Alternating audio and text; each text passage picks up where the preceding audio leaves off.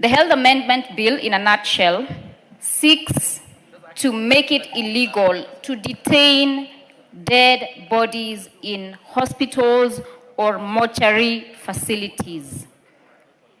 It also seeks to make it illegal to demand prepayment of any kind prior to offering of emergency treatment. Honorable Speaker, we've had a rich discourse with the Health Committee in regard to this bill. Initially, it had proposed that this is criminalized for both public and private facilities. Unfortunately, Honorable Speaker, and I put it on the floor so that members can take it up, we arrived at a consensus that these amendments are only directed at public facilities. I can confirm to the member for Kirinyaga County that indeed the bill she has just moved is a good bill, and I am convinced.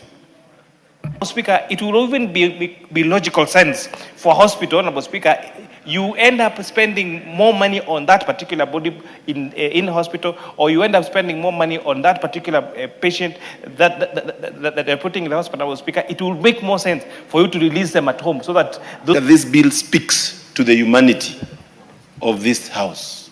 This bill, Honorable Speaker, speaks to the conscience of our nation, Kenya.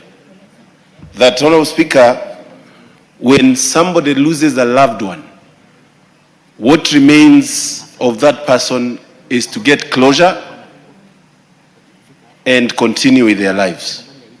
Detaining a body, Honorable Speaker, is the worst type of torture for a family that has lost a loved one. Some of the medics are the ones who might be pushing the patients away, and that I've seen from time to time. And I also understand them that they're also frustrated because of lack of payment. They are not paid on time and they are not paid well. I also understand their frustrations. But the most important thing is to preserve life.